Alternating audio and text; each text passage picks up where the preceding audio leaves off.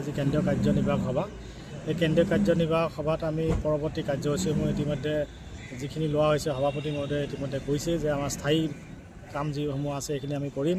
লগতে আমাৰ পৰিষদ সভা আছে অক্টোবৰ মাহৰ ভিতৰত, পৰিষদ সভাৰ পিছত আছে ডিচেম্বৰ মাহত নলবাৰীত আমাৰ ৰাজ্যিক শিশু নাট প্ৰতিযোগিতা আছে।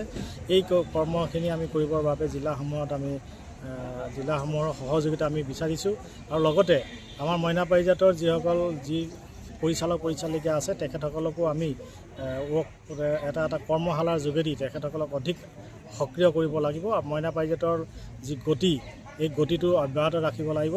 পুৰণাৰ যিবিলাক নীতি নিয়ম আছিল সেই নীতি নিয়মবোৰ শোধন কৰি আমি সময়ৰ লগত খাপ খুৱাই এতিয়া নতুন মইনা পাৰিজাতক নতুনকৈ সজাব লাগিব। বিজ্ঞান প্ৰযুক্তিবিদ্যাৰ লগত আমি খাপ খাব লাগিব। চিন্তাধাৰাৰ পৰিৱৰ্তন হৈছে, এই চিন্তাধাৰাৰ লগত পৰিৱৰ্তিত চিন্তাধাৰাক ৰাখি আৰু মইনা পাৰিজাতৰ যি নিজা নীতি নিৰ্দেশনা সেই নীতি নিৰ্দেশনাও ৰাখি আমি নতুন গতিৰে নতুন উদ্যমে মইনা পাৰিজাতক লৈ যাব লাগিব শতবৰ্ষৰ দিশত।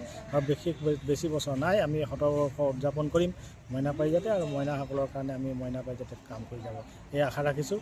এই আশা ৰাখি আমি সকলোকে আহ্বান জনাইছোঁ, আহক আমি মইনা পাৰিজাতলৈ যাওঁ, আমি পোহৰ বিচাৰি যাওঁ, এই মূল মন্ত্ৰই আমি সদায় কাম কৰি যাওঁ। ধন্যবাদ।